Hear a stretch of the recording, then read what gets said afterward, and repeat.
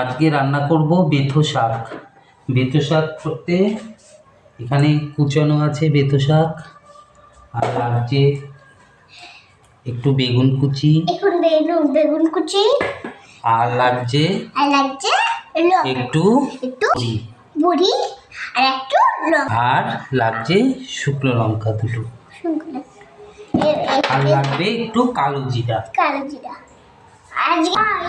Hello friends, কড়াইতে তেল দেওয়া হয়েছে।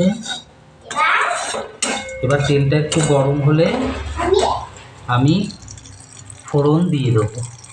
একটু কালো জিরে ফোড়ন দিলাম, দুটো শুকনো লঙ্কা ফোড়ন দিলাম,